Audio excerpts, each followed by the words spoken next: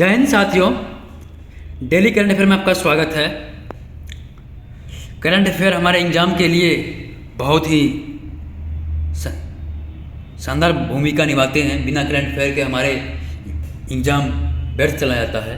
इसीलिए हम आप लोगों के साथ बेहतर कंटेंट के साथ आप लोगों के बीच आते हैं। चलिए आज की करंट अफेयर की तरफ बढ़ते हैं। क्या है? सीसल की पत्तियां चर्चा में क्यों है? स्टैनफोर्ड विश्वविद्यालय एक टीम ने पाया है कि सीसल एक पौधे से बनी सामग्री की अवशोषण की क्षमता वाणिज्यिक मानसिक धर्म पैड मेंस्ट्रुअल पैड की तुलना में अधिक है। चलिए इसके विषय में जान लेते हैं। एग्वेस इस्लाना, जिसे सामान्यतः एग्वेसी परिवार के सीसल या एग्वे ऑफ द एग्वेंस फैमिली के रूप में जाना जाता है। यह बारहमासी रसीले पौधे हैं जो गर्म और शुष्क क्षेत्र में सबसे अच्छे रूप में विकसित होते हैं। अगला पॉइंट है, सीसल एक कठोर फाइबर है जो सीसल पौधे की पत्तियां से निकाला जाता है। अगला पॉइंट है, भारत में सीसल मुख्य रूप से ओडिशा, महाराष्ट्र, दक्षिणी राज्य में पाया जाता है। इसका उपयोग जान लेते हैं। सीसल फाइबर का मुख्य उपयोग रस्सियों और डोरियों का निर्माण में होता है। अगला पॉइंट है, इस फाइबर में काफ़ी मात्रा में पैडिंग और घर साजो सामान पैडिंग मफसली के मैट के साथ साथ बैग और बोरे भी बनाए जाते हैं। इसका अगला पॉइंट है, सैनिटरी नैपकिन में संभावित उपयोग। इस सामग्री से बने सैनिटरी नैपकिन संभावित रूप से कॉटन, लकड़ी के गुंदे और रासायनिक अवशोषण की जगह ले सकते हैं। इसका अगला पॉइंट है, इस सामग्री की अवशोषण की क्षमता व्यावसायिक मानसिक धर्म पैड यानी मेंस्ट्रुअल पैड की तुलना में कहीं अधिक है। बढ़ते हैं अगले खबर की तरफ।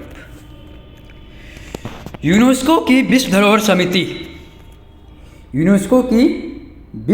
समिति बहुत शानदार क्वेश्चन आएगा इससे। जो बिहार लोक सेवा आयोग या यूपीएससी देते हैं या कोई प्रतियोगिता परीक्षा देते हैं तो ये सब पूछते हैं और इसी सब पॉइंट पे फोकस भी करते हैं एग्जामिनर। आइए जानते हैं चर्चा में क्यों है। एक ऐतिहासिक कदम के रूप में भारत पहली बार यूनेस्को की विश्व धरोहर समिति के अध्यक्ष के रूप में बागडोर संभालने के लिए तैयार।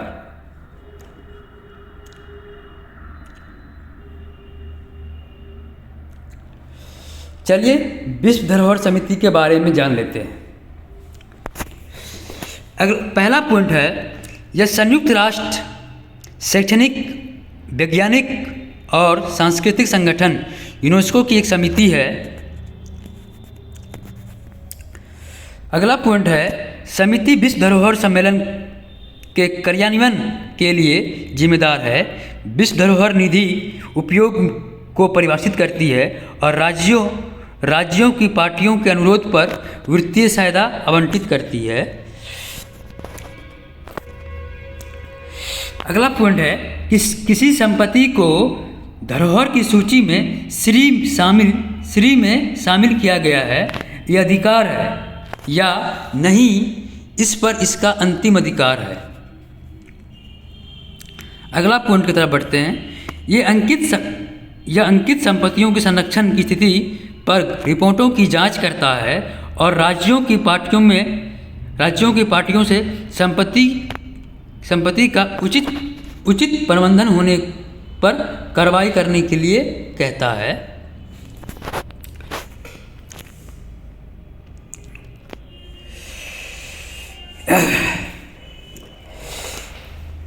यह खतरे विश्व धरोहर विरासत की सूची में संपत्तियों को अंकित करने या हटाने का निर्णय लेता है। यह खतरे में विश्व विरासत की सूची में संपत्तियों को अंकित करने या हटाने का भी निर्णय लेता है।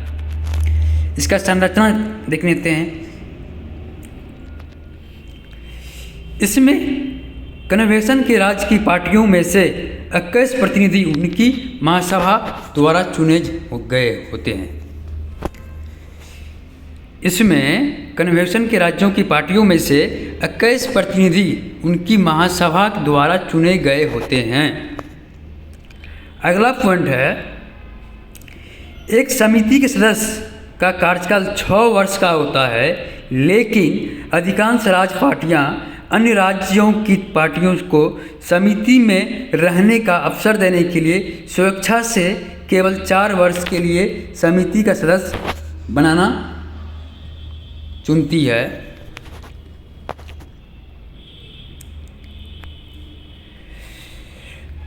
अगला खबर है, गणतंत्र दिवस की झांकी के चयन के लिए रक्षा मंत्रालय की नई रोल ओवर योजना। बहुत शानदार एनालिसिस है। आप लोग हमारे साथ जुड़े रहिए, हमारे चैनल को सब्सक्राइब करिए।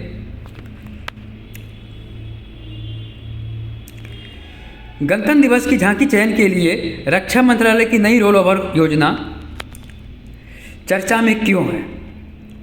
28 राज्य गणतंत्र दिवस के परेड की झांकी चयन के लिए रक्षा मंत्रालय की नई रोल ओवर योजना से सहमत है, जिसके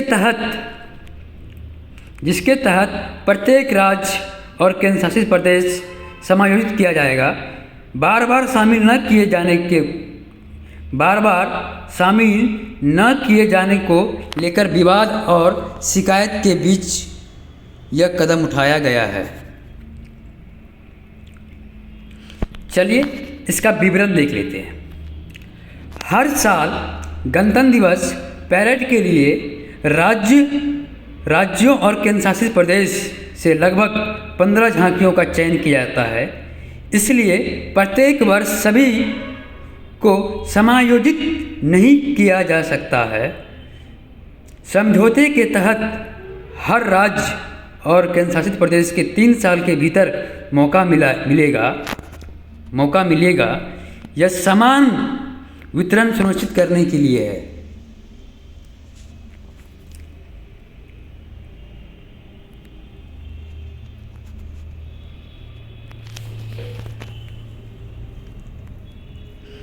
अगला पॉइंट है, रक्षा सचिव की अध्यक्षता में हुई बैठक विभिन्न राज्यों और केंद्र शासित प्रदेश रेजिडेंट आयुक्त के साथ साथ 3-4 बार चर्चा हुई है। 3 साल का समझौता ज्ञापन MOU प्रस्तावित किया गया है। इसके बाद एक मसौदा समझौता प्रसारित किया गया है। अब तक 28 राज्यों ने इस पर हस्ताक्षर किए हैं।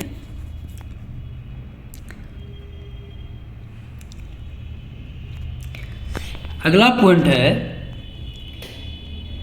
हर बार झांकियों को भागीदारी में तेजी लाने के लिए राज्य और केंद्र शासित प्रदेश गणतंत्र दिवस परेड 2024, 25 और 26 में उनकी भागीदारी के लिए अगले 3 वर्ष की इच्छा मांगी गई थी। अगला पॉइंट है, नई ताज़ा प्रतिभा को प्रोत्साहित करने के लिए संस्कृति मंत्रालय ने एक खुली चयन प्रक्रिया के माध्यम से झांकियों का डिजाइन और निर्माण के लिए 30 एजेंसियों का सूचीबद्ध किया है।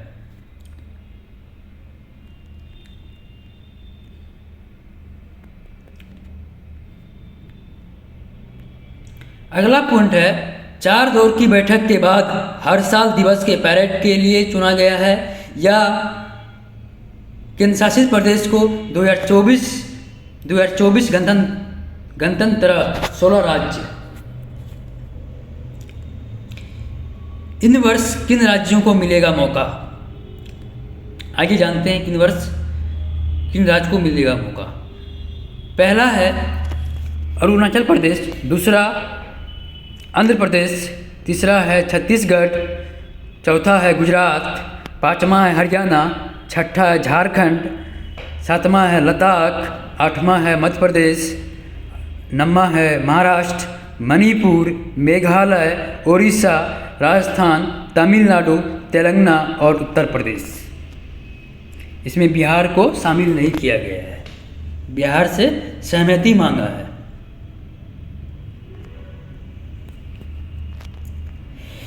आइए अगली खबर की तरफ बढ़ते हैं। अलीगढ़ मुस्लिम विश्वविद्यालय का अल्पसंख्यक का दर्जा। अलीगढ़ मुस्लिम विश्वविद्यालय का अल्पसंख्यक का दर्जा चर्चा में क्यों है? भारत के मुख्य न्यायाधीश डी वाई चंद्रचूड़ की अध्यक्षता वाली 7 न्यायाधीशों की पीठ ने कहा कि शैक्षणिक संस्थान केवल इस आधार पर अपनी अल्पसंख्यक स्थिति नहीं खो देता है, उसका प्रशासन एक कानून द्वारा विनियमित होता है।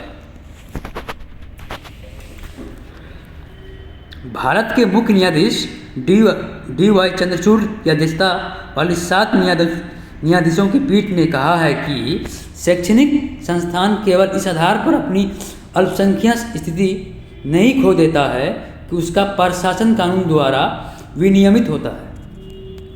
चलिए क्या है मामला, इसका मामला जान लेते हैं क्या है। अलीगढ़ मुस्लिम विश्वविद्यालय के अल्पसंख्यक चरित्र पर 57 साल पुराना कानून विवाद है। संविधान के अनुच्छेद 30(1) की व्याख्या से उपजा है, जो धार्मिक और भाषाई अल्पसंख्यकों को शैक्षणिक संस्थान की स्थापना और प्रशासन करने का अधिकार देता है। अगला पॉइंट है, इस विवाद में कई अदालती हस्तक्षेप हुए हैं, जिससे अल्पसंख्यक संस्थान के रूप में AMU की स्थिति दिशा तय हुई है। इस विवाद में कई अदालती हस्तक्षेप हुए हैं, जिसके अल्पसंख्यक संस्थान के रूप में AMU की स्थिति की दिशा तय हुई है। आइए जानते हैं इसका ऐतिहासिक पृष्ठभूमि देख लेते हैं।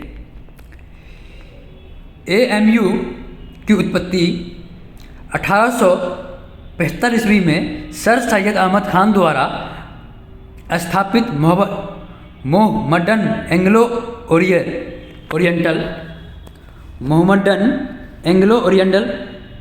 MOA कॉलेज से हुई। इसका उद्देश्य मुस्लिम के बीच शैक्षणिक पिछड़ेपन को दूर करना था, जो 1920 में AMU अधिनियम के तहत एक विश्वविद्यालय के रूप में विकसित हुआ। अगला पॉइंट है, अधिनियम ने शैक्षणिक और आवासीय मुस्लिम विश्वविद्यालय के रूप में इसकी भूमिका को स्वीकार किया।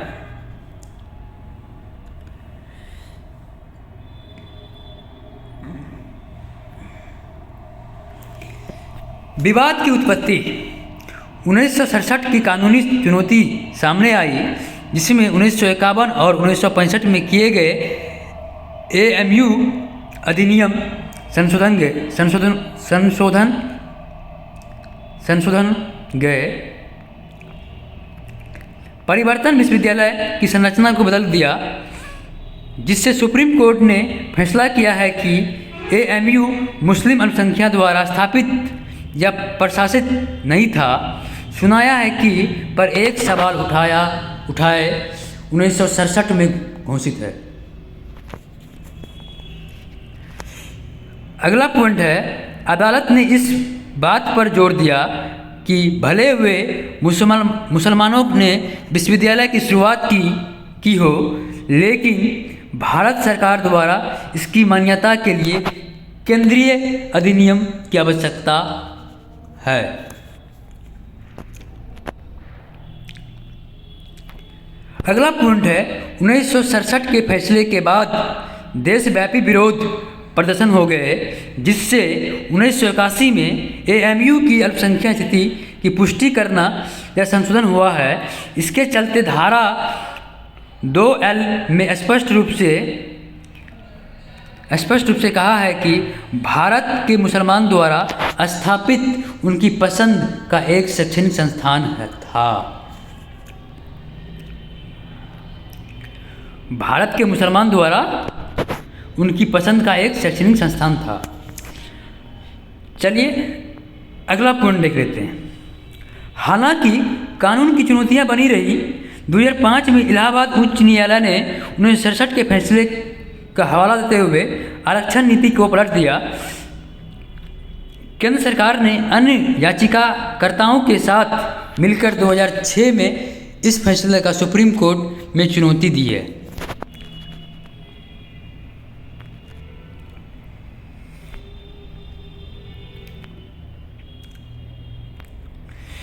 चलिए अगला खबर देख लेते हैं। स्वच्छ सर्वेक्षण पुरस्कार 2023। स्वच्छ सर्वेक्षण पुरस्कार 2023 चर्चा में क्यों है?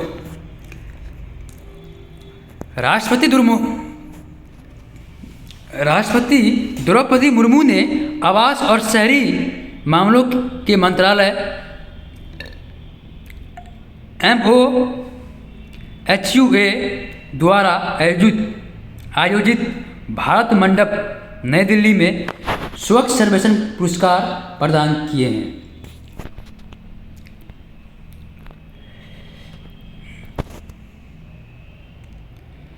आइए जानते हैं स्वच्छ सर्वेक्षण पुरस्कार 2023 के बारे में।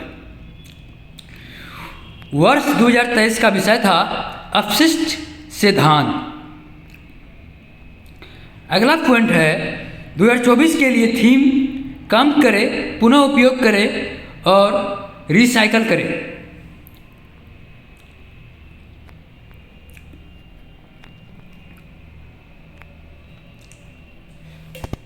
अगला पॉइंट है गुजरात के सूरत और मध्य प्रदेश के इंदौर को संयुक्त रूप से देश के सबसे स्वच्छ शहर घोषित किया है।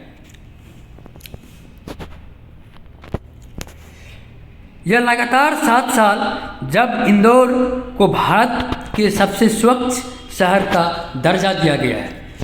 आपको बता दें कि इंदौर पिछले 7 साल से स्वच्छ सिटी का दर्जा के रूप में प्राप्त कर रहा है, भारत का सबसे स्वच्छ सिटी। अगला पॉइंट है मध्य प्रदेश के महू छावनी बोर्ड को सबसे अच्छा छावनी बोर्ड घोषित किया गया है। अगला पॉइंट है उत्तर प्रदेश में वाराणसी प्रयागराज दोनों ने सबसे स्वच्छ गंगा शहरों का शीर्ष में 2 पुरस्कार जीते हैं। उत्तर प्रदेश में वाराणसी और प्रयागराज दोनों सबसे स्वच्छ गंगा शहर के शीर्ष 2 पुरस्कार जीते हैं। अगला पॉइंट है चंडीगढ़ को सर्वश्रेष्ठ सफाई मित्र सुरक्षित शहर स्वच्छता के कर्मियों के लिए सबसे सुरक्षित शहर पुरस्कार मिला है। स्वच्छ सर्वेक्षण के बारे में जान लेते हैं। यह भारत भर के शहर के कस्बों में स्वच्छता और स्वच्छता के एक वार्षिक सर्वेक्षण जिसे स्वच्छ भारत के अभियान विशेष रूप से SBA शहरी के तहत के हिस्से के रूप में शुरू किया गया है। इसे आवास और शहरी मामलों के मंत्रालय MOHUA द्वारा quality council of India QCI के साथ कार्यान्वयन का भागीदारी का लॉन्च किया गया है।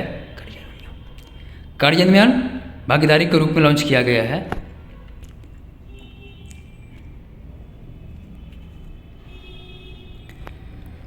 पहला सर्वेक्षण 2016 में किया गया था जो 73 शहरों को कवर करते हुए जो बढ़कर 42 और 2020 तक सर्वेक्षण तक का हो गया है। अगला पॉइंट है स्वच्छता को मापने की पद्धति स्वच्छता को मापने के लिए 2 मुख्य मानदंडों पर आधारित है।